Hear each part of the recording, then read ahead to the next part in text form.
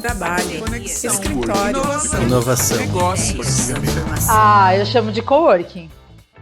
Fundadoras e fundadores de coworking, entusiastas da economia colaborativa e compartilhada do meu Brasil, sejam muito bem-vindos a mais um episódio do Eu Chamo de Coworking. Eu sou a Laura Gurgel e esse podcast é mais um espaço para compartilharmos conhecimentos e experiências sobre o mercado de coworking do país. Oi, gente, sejam muito bem-vindos. Eu sou João Marcos Guiral e, junto com a Lara, eu organizo o Encontro Coworking Brasil desde 2015. E na edição desse ano, de 2020, naquele longínquo fevereiro, antes de matar a pandemia, a gente teve um encontro muito massa, onde a gente pôde gravar todo o conteúdo desse ano e está disponibilizando agora nesse formato de podcast. E o nosso tema de hoje, João, foi um dos mais importantes do evento e é fundamental para qualquer tipo de coworking. Comunidades. Como criá-las? Onde vivem? O que comem? Então vamos ouvir o que a Jennifer Payne compartilhou com a gente no evento? E bom dia, gente, tudo bem? Parece que vocês não dormiram tão bem não, hein? Tô achando fraco. Mas a gente resolve isso no meio do caminho. Bom, eu já fundei três comunidades ao longo dos anos, né? Elas ainda estão perenes, então é uma coisa que me orgulha, né? Quando você faz uma comunidade, você sai dela, você tem que preparar a sua saída e passar o bastão, né? Então, elas ainda estarem há 6 anos funcionando é uma coisa que me orgulha. Mas vamos lá. Não estou aqui para falar de mim, né? Estou aqui para passar conhecimento para vocês. Então, o que é a comunidade? Essa aqui é a definição mais generalista que tem, né? Que é pessoas com interesse ou que vivem no mesmo lugar. Elas formam a comunidade para que elas possam se conectar e se desenvolver. É um instinto de sobrevivência, né? Que os seres humanos eles são extremamente sociáveis porque a gente não conseguiria matar um leão sozinhos, né? Então, basicamente, isso é o motivo pelo qual, instintivamente, a gente se organiza em comunidades. Quais são as vantagens de fazer uma comunidade em torno do coworking de vocês? Primeiro é o senso de pertencimento. Então, as pessoas elas começam a se enxergar parte daquilo ali e, como parte daquilo ali, elas começam a se tornar donas daquilo. Então, elas vão cuidar melhor do espaço, elas vão defender vocês de qualquer coisa que vierem, e elas vão dar sugestões e serem honestas para que as coisas sempre melhorem. Então, é bem legal esse desenvolvimento. Engajamento e fidelização. No momento em que eu me sinto pertencente a algo, eu posso trabalhar naquilo, eu tenho vontade de estar ali, eu tenho vontade de participar e tenho vontade de fazer melhor. Agrega valor. Isso até foi uma das perguntas que eu já vi na parte de sugestões. É que quando você faz uma comunidade em torno do seu coworking, você não é apenas um lugar que cede espaço para as pessoas trabalhar. Você cria conexões e você resolve o problema dessas pessoas. Então, elas se sentem melhores porque não é só uma mesa. Tem uma coisa a mais que me faz ficar ali. Reduz o custo com suporte, né? Porque no momento em que a comunidade está engajada, no momento em que ela está se inteirando, ela presta mais atenção nas coisas que você mostra, nas coisas que a sua comunidade precisa, e elas começam a cuidar umas das outras. Às vezes é a própria pessoa que vai lá e troca o rolo de papel ao invés de chamar o suporte, porque ela está tão parte daquilo ali. Então, isso reduz um pouco o estresse e o custo de manutenção. Beleza. Então, isso tudo ele gera um aumento na retenção, porque as pessoas... Ele reduz esse custo e ele aumenta a retenção, então o turnover de vocês passa a ser muito mais baixo. No momento em que você tem um turnover mais baixo, a sua capacidade fica mais lotado, né? Então vocês ganham mais dinheiro, isso é uma coisa boa. Eu gosto de gente rica porque é fácil de arrancar dinheiro também. Eu não posso pedir nada a vocês se vocês não tiverem com a lotação alta, né? Então, por favor, aumenta a retenção e também traz novas pessoas, né? É do tipo, eu trabalho num coworking massa, tu quer fazer a tua startup? Vem comigo que é da hora. Então, isso ajuda também a aumentar a quantidade de pessoas no coworking de vocês. Tá, então vamos desenvolver a comunidade em 15 etapas. Primeiro é aprender sobre a comunidade. Então, para quem e por quê? Quem são as pessoas que habitam aquele espaço comigo, que coabitam? E quais são as necessidades delas? E aí, por fim, quais são os objetivos da comunidade? Para resolver o meu problema, como dona do coworking, e o problema das pessoas que estão lá comigo. Limites. Isso aqui é bem importante. As pessoas elas querem saber se elas são realmente parte de algo e também elas querem ter um espaço seguro para falar e para agir. Então, os limites são, por exemplo, no coworking de vocês, a gente tem as pessoas que visitam. Então, quando elas visitam, elas têm um acesso momentâneo para ver o espaço e como funciona, mas ela não vai sentar e trabalhar. Então, ela ainda não está dentro do teu coworking, ela só está visitando. No momento em que ela ingressa como um associado, como uma empresa, ela passa a ter direito a usar aquele espaço. Então, agora ela faz parte da comunidade de vocês, ela faz parte do coworking. Então, esses limites eles são importantes porque ele tem que dar espaço para que as pessoas de fora conheçam e saibam do que vocês são, o que vocês pregam, quais são seus propósitos e valores, e dá aquele gostinho de, ok, eu acho que essa comunidade é para mim. E aí ela rompe esse limite para passar a ingressar. Iniciação é o onboarding. Essa aqui é a parte uma das mais importantes, porque é o momento de chegada. Eu trabalho na DB Server, que fica na WeWork da Berrine. E, assim, honestamente, é péssimo o onboarding, porque entra a empresa e eu não sei o que é que elas fazem, não sei quando entrou, não sei o que é que elas precisam, não sei como eu posso ajudar. Então, lá não tem um senso de comunidade. Então, como é que eu vou vender meu negócio? Como é que eu vou fechar uma parceria? Como é que eu vou engajar com aquelas pessoas se eu não sei quem elas são?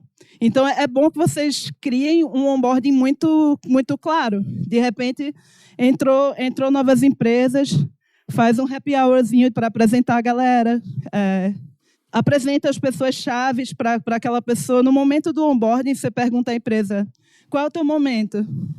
O que é que você precisa para evoluir o teu negócio? A pessoa vai dizer, precisa de mão de obra técnica. Você vai olhar, putz, tem uma empresa lá dentro do meu coworking que ela contrata a gente. Ela é uma recrutadora. Vou te linkar com ela e ela já vai fazer o negócio. Então, essas coisas são, bom, do caralho.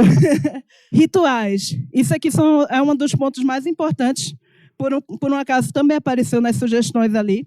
Os rituais são as coisas que propositalmente você faz para gerar uma experiência nas pessoas que estão dentro da comunidade de vocês. Então, os rituais eles podem envolver. E eu vou usar um exemplo da Igreja Católica, porque a gente fala, putz, mas como é que eu vou escalar a minha comunidade, o meu negócio? Putz, quer uma comunidade offline tão grande quanto uma igreja? A Igreja Católica tem mais de 2.000 anos, sei lá, e está no mundo todo. E tem milhares de igrejas. E toda vez que você vai numa... Eu sou ateia, mas assim, eu admiro como eles trabalham a comunidade. Qualquer igreja que você entra, na hora da missa, você recebe um papel que lá está escrito tudo o que vai acontecer naquele dia. A música, quantas vezes é o refrão, a hora de levantar, o que tem que falar, a hora de sentar. Então, eles têm rituais muito claros. Por exemplo, batismo, crisma, casamento, né? E eles trabalham isso de forma exemplar. Você parar e reparar, essas são as coisas que fazem com que as pessoas sejam parte de uma religião, os rituais que elas têm. Então, se você tem um ritual conciso, que sempre acontece, ou que sempre tem uma forma de acontecer, as pessoas perdem a atenção, porque elas sabem o que vai acontecer, elas não ficam ansiosas. Então, é muito bom o ritual para tirar a ansiedade, o sentimento de dúvida e aumentar a participação. Locais sagrados. Então, é o espaço no qual você faz algumas coisas acontecerem. Então, por exemplo, aqui é um local sagrado, é o auditório. É tipo, todas as palestras vão ocorrer aqui nesse espaço. Então, todo mundo sabe que na hora de começar a palestra, ela vem para onde? Vem para cá. Então, é um espaço que a gente sabe que está lá, e lá vão acontecer determinados rituais, determinadas atividades. Beleza. Compartilhamento de experiência. Isso é uma coisa puramente emocional, mas que ela tem um efeito muito grande numa comunidade. Por exemplo, comunidade de mulheres, que eu faço parte de algumas dezenas, sempre tem um espaço de compartilhamento do tipo discutir assédio no trabalho, discutir como é que eu devo agir porque o meu chefe está passando a mão na minha perna, tipo isso. Então, as pessoas de fora elas não conseguem ver limites, mas dentro da comunidade eu tenho esse espaço seguro para falar sobre qualquer coisa. Então, vocês têm que desenvolver esse sentimento de que não tem problema eu falar algo, as pessoas vão me escutar, as pessoas vão dividir e vão me ajudar. Então, esse é o espírito que vocês querem desenvolver na comunidade de vocês.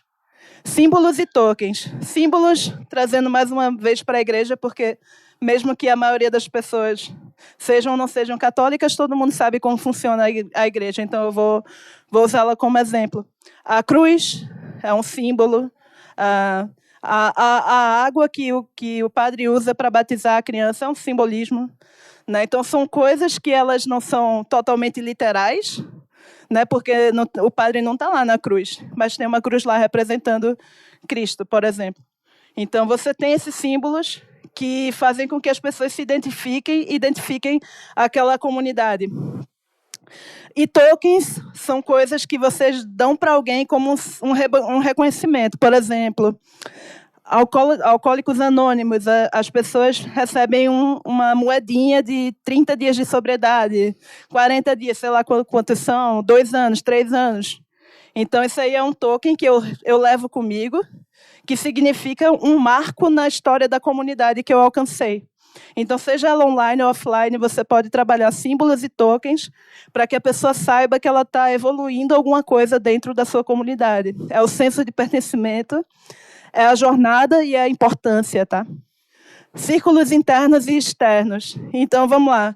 Dentro do evento, a gente tem o círculo externo, que são dos participantes. Então, eles têm acesso a uma determinada quantidade de informações e tem um determinado nível de influência. Mas aí você tem os palestrantes, que têm acesso a alguns tipos de informações que vocês não tiveram, e algum tipo de influência. Por exemplo, vocês estão parando e olhando para essa minha cara linda. É isso. Então, mas aí você tem os co-organizadores. Eles têm acesso a um nível ainda mais interno de influência e de informações. E coisas que eles podem fazer. Autoridade, por exemplo. Eles podem dizer que eu sou uma merda e me chutar para fora nesse momento. Então, eles têm autoridade para isso. E todo mundo quer fazer parte de algum ponto da sua comunidade. Nem todo mundo vai querer ser co-organizador no próximo. E tudo bem, desde que fique claro quais são os círculos das comunidades, da sua comunidade, e como é que ela vai fazer para avançar. É como se fosse um senso de desenvolvimento pessoal dentro da jornada da tua comunidade. É tipo, eu quero um dia ser co-organizadora. O que é que eu tenho que fazer para chegar lá? Então, isso tem que estar claro para mim. Eu posso buscar. Papéis, a gente tem os papéis oficiais, então tem o community leader, o community manager, tem as pessoas que cuidam da sua comunidade, no caso de um coworking, tem a pessoa que cuida da manutenção dele também, é um papel. Tem gente que é moderador de comentário, tem gente que organiza evento. E tem os campeões. Os campeões são extremamente necessários para o desenvolvimento da sua comunidade. Tem aquela pessoa técnica que sabe responder tudo sobre, sei lá, que horas tem chopp disponível no seu coworking, que horas acontece tal ritual. Essa pessoa ela sabe isso e ela vai informar outras. E a gente tem aquela pessoa que ela é agregadora. Ela vai dizer, uhul, que massa, a gente vai ter um negócio aqui, galera, vamos lá. E aí, fulano, tu vai para o encontro mais tarde? Tu vai para o happy hour e tal? Então, a gente tem diferentes perfis de campeões que vocês podem trabalhar para que eles desenvolvam-se dentro da comunidade. Identificar essas pessoas é uma coisa muito subjetiva, mas você sabe, quem é quando você pensa que está feliz no meu coworking, que sempre fala bem da gente, que sempre cuida, quem são essas pessoas? Anota e trabalha com elas, porque elas são as primeiras pessoas que vão ajudar a formar o senso de pertencimento.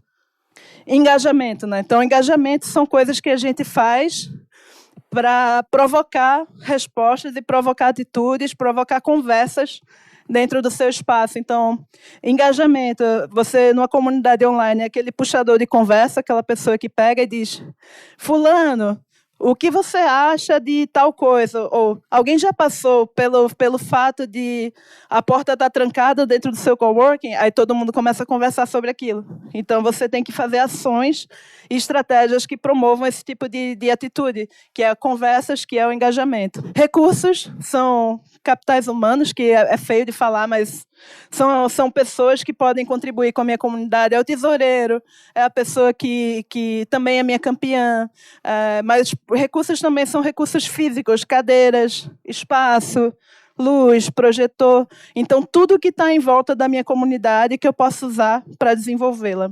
Vocês têm que fazer uma lista desses recursos, tá?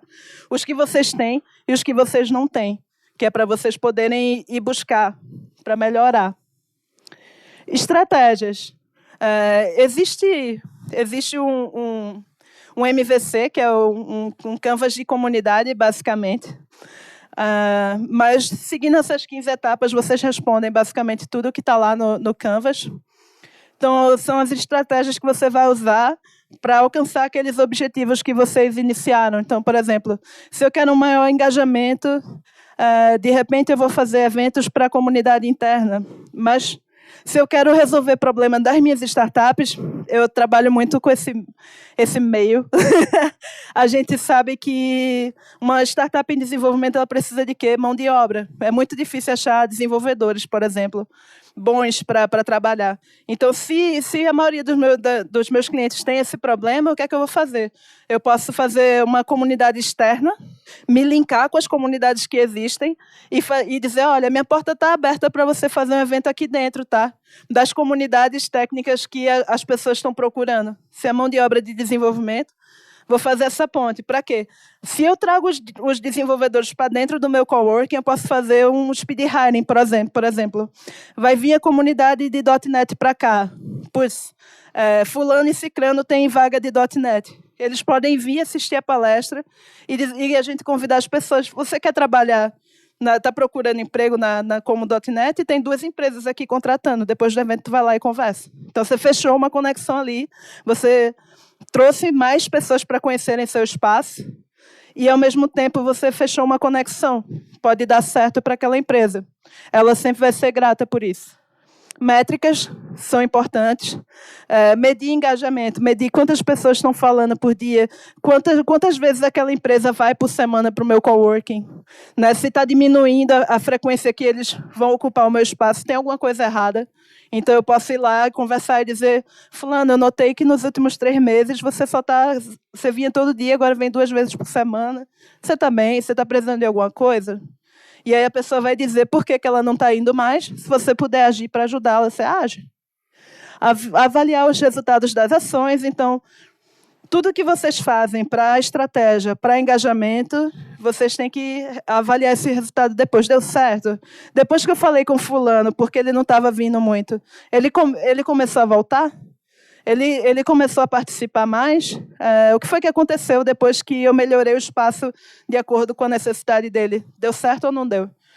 E aí é refletir e agrupar. Então, agora é aquele momento onde você reflete sobre as ações que você já fez, se ela te deixou mais próximo do objetivo ou não. Se não, vamos mudar e vamos criar outras ações para que aquilo ocorra, tá? E aí, por fim, qualidades de um bom community manager. Tem que ser uma pessoa que põe os membros acima de si. Não tem nada pior na comunidade do que um líder que pensa nele. Porque, nesse caso, a pessoa não tem o seu problema resolvido ou ela não se sente parte. Porque se ela discorda do líder que não pensa neles, essa tendência desse líder é que ele repreenda a pessoa de alguma forma, emocionalmente falando. Integridade, consciência, empatia, sem diversidade, sem agregar e sem trazer essa coisa de um local seguro, você não tem uma comunidade. Então, aberto e flexível, eu tenho que estar apta a escutar, ter uma escuta ativa, compromisso com mudança, consciência política e consciência ambiental, porque estão no guarda-chuva de diversidade e inclusão. Então, é uma tendência essa, não é bem uma obrigação, mas as pessoas gostam quando elas sentem que você está cuidando não só da comunidade, mas do planeta também. Comunicação, noções de mídias sociais é importantíssimo. E, bom, essas últimas noções de design thinking, mapeamento de jornada, é porque elas permitem que você crie novas estratégias e aprenda rápido. Então, são coisas que eu vou desenhar qual é a jornada do membro. Quando ele ouve falar do coworking, quando ele agenda uma visita, quando ele vem, quando ele pergunta sobre preço, quando ele ingressa no primeiro mês, no segundo mês, no terceiro mês, no sexto mês, no primeiro ano, entendeu? Qual é a jornada dele? O que é que você vai criar de experiência para que ele permaneça nesses momentos? Qual é o momento em que normalmente as pessoas se desligam do meu coworking depois que elas ingressam? Então, você tem que fazer ações para atuar ali. Se eu tenho muito turnover no terceiro mês, eu tenho que descobrir como fazer com que as pessoas se sintam parte da minha comunidade nos 3 primeiros meses, para que elas parem de sair. Então, isso são as coisas mais importantes. A chave para o ritual é a consistência. Tipo, hoje tem 8 pessoas. Daqui a um mês vai ter 15, 20, ou daqui a 5 meses, não importa. O resultado ele vai vir com um tempo. Ninguém participa, tipo, é muito difícil engajar todo mundo na primeira vez que um ritual é instaurado.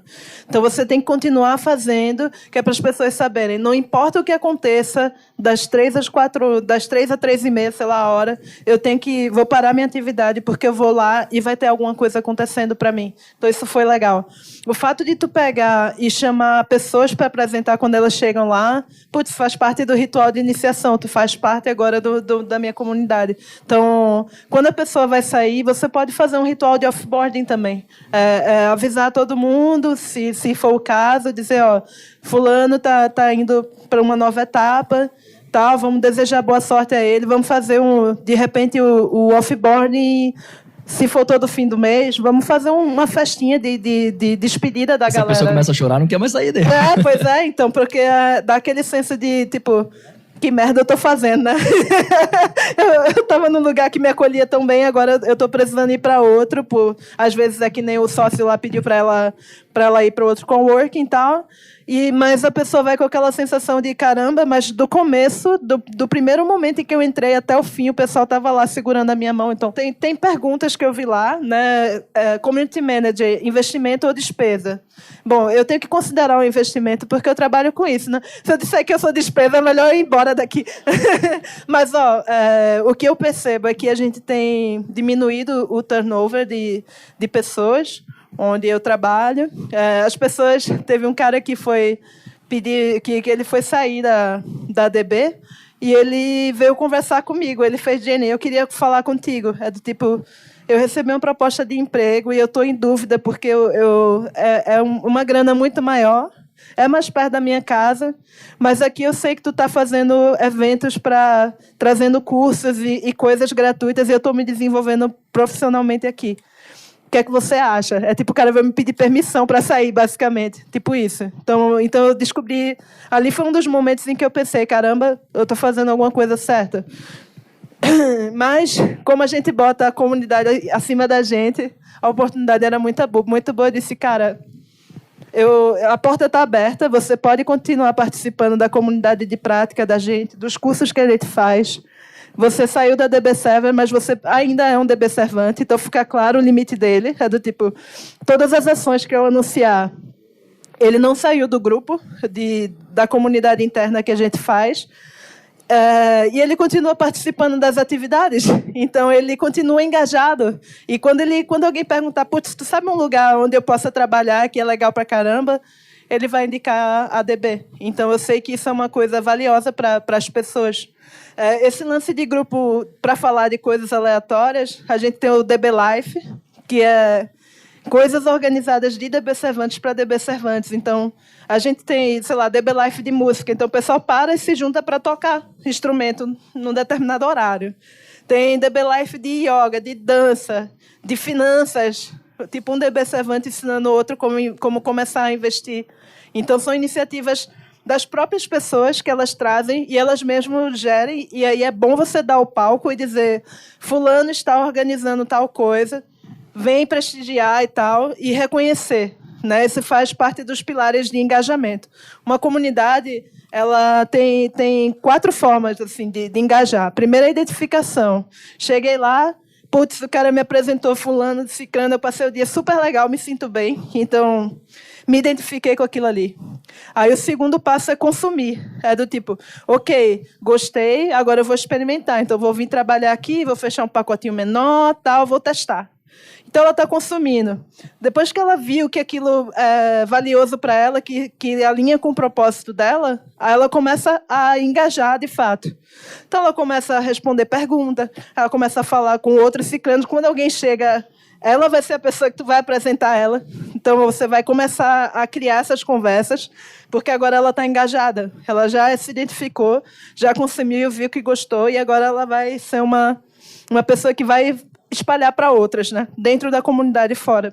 E aí, para fechar esses pilares, você tem que reconhecer.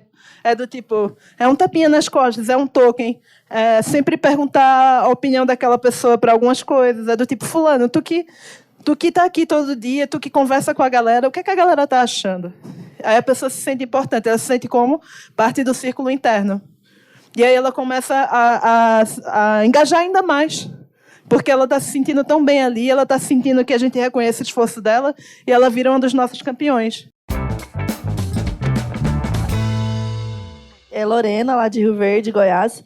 E lá no Cowork eu recebi uma empresa com vários colaboradores. E aí, na ideia do engajamento, parece que em alguns momentos, por serem colaboradores e não donos do seu próprio negócio, eles ficam muito à margem, sabe, das coisas que acontecem no espaço, dos eventos.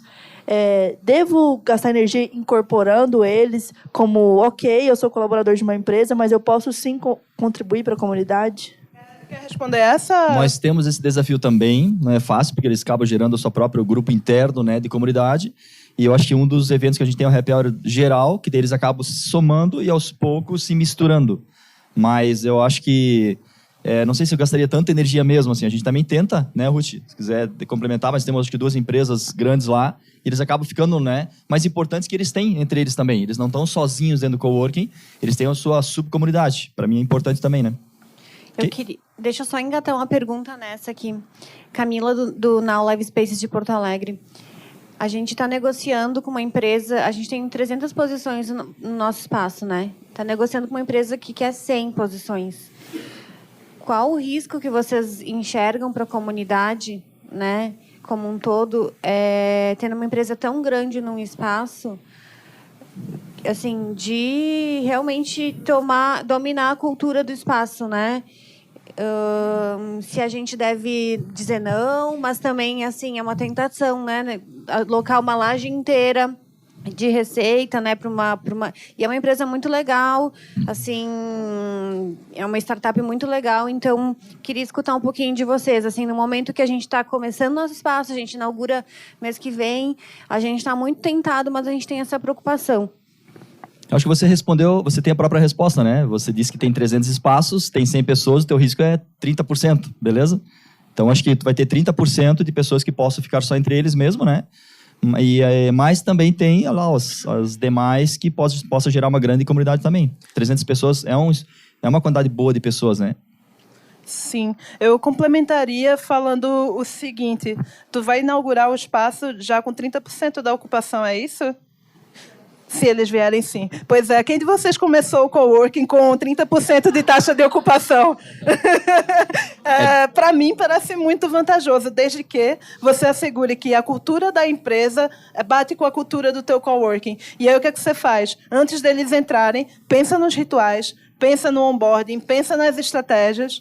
De repente, tu pede para eles terem um ponto focal, que vai ser alguém que, tipo, no meu coworking, todo mundo que vai entrar, eu boto para conversar com as empresas. Então, eu quero um ponto focal para saber com quem eu posso conectar as empresas que vão entrar para vocês melhorarem os negócios e fazerem negócio já de cara. Então, de repente, se tu inclui essas pessoas dentro da tua estratégia, né, se tu consegue fazer isso, tu consegue gerar uma comunidade, tu já começa com uma boa receita para mim. Você começar com 30% de ocupação, cara, eu acho do caramba. E eu acho que também as pessoas, dependendo das pessoas que vierem, né? Quando vem normalmente devs, os caras que são programadores mesmo, são muito fechados mesmo, querem ficar só na dele. De repente, uma empresa, startup, seja na área de criação ou outras coisas, talvez facilita um pouco mais também.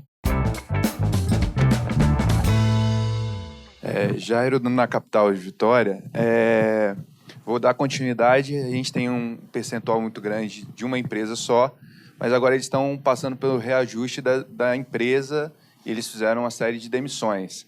E aí, como tratar isso? Isso a gente já tinha alguns dos colaboradores dentro da cultura do espaço, já participavam com a gente da cultura do espaço, e é uma perda assim, significante. Já era tratado como coworker ali mesmo, mais do que como colaborador da empresa. Como tratar essa saída?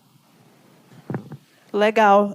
O que eu penso é, como eu fiz e faço com os DB7 quando eles estão saindo, manter a porta aberta é importante. É do tipo, cara, tu tá indo, mas tu sabe a consideração que eu tenho por tu, tu sabe, você é importante para a comunidade por X, Y, Z, reconhece e diz por que ela é importante, não dá uma coisa genérica do tipo, você é muito importante para nós, não. Diz, você é importante porque você contribui dessa forma para nós, então seria uma honra continuar tendo você aqui no nosso espaço.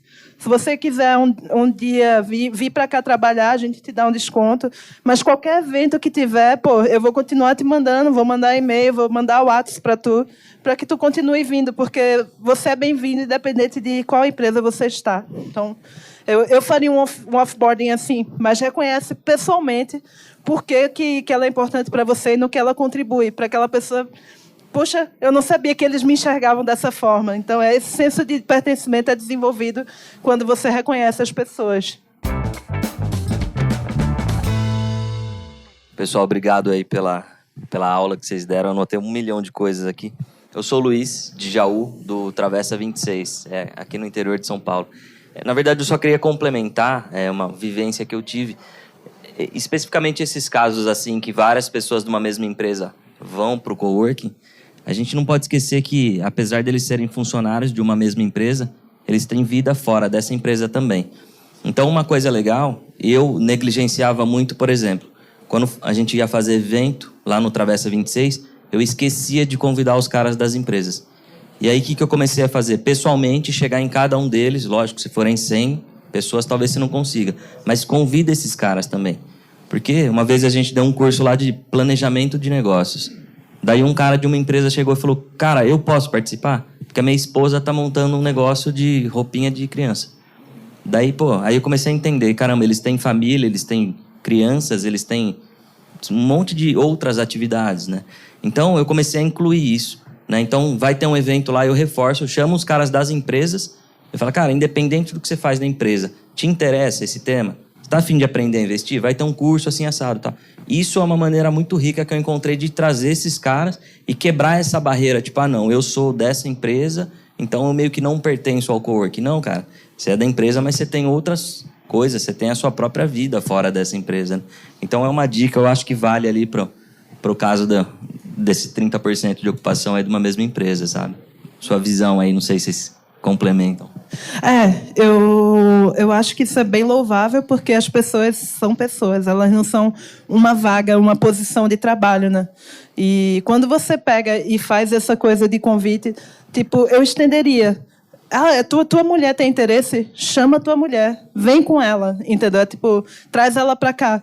Sai do âmbito de porque você é o cara que está contratado e está ali, ele pode vir, mas as pessoas que importam para ele também. Porque se essa pessoa, a esposa dele, vem e aprende e começa a ter um negócio, quem sabe ela não vai virar uma próxima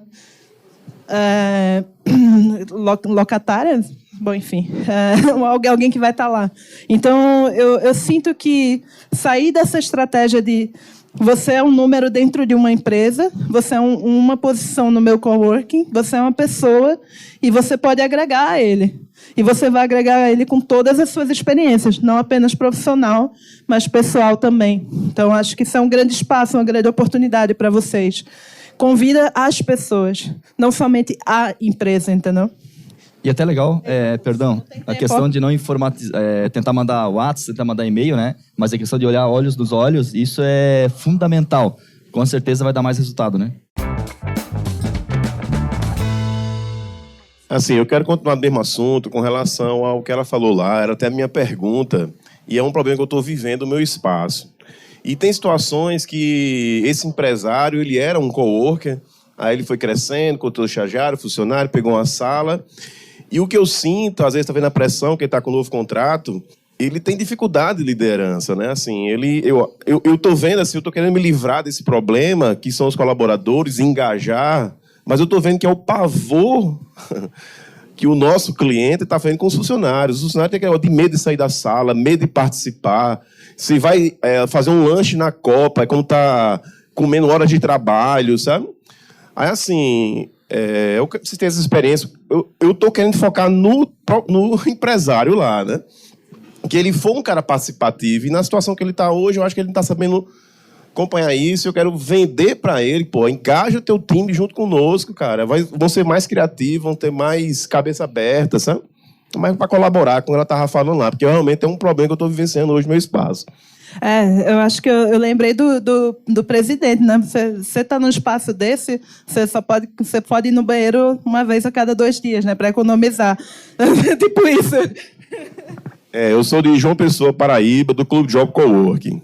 Boa. Amo esse sotaque, socorro. Legal. O que coworking, na minha visão, ele é mais do que um espaço, ele é uma cultura, né? Então, o que você tem que fazer é passar para esses empresários a cultura do coworking. O valor agregado, tipo, o cara vai passar meia hora no cafezinho, é melhor que ele passe essa meia hora e volte focado do que fique enrolando 3 horas no Facebook. Saca? Porque ele está tão infeliz ali que ele vai enrolar e matar o trabalho mesmo porque ele não está se sentindo bem. Então, é mostrar que essas pessoas que ele se conecta ajudam a ele resolver problemas mais rápido, que o coworking ele vai ajudar você a fechar novos negócios, a expandir, né? Que tem toda uma coisa junto na cultura do coworking. Então, eu investiria em trabalhar a cultura, nesse caso. Jenny, muito obrigada por trazer esse conteúdo pra gente. Como todo mundo sabe, coworking é comunidade.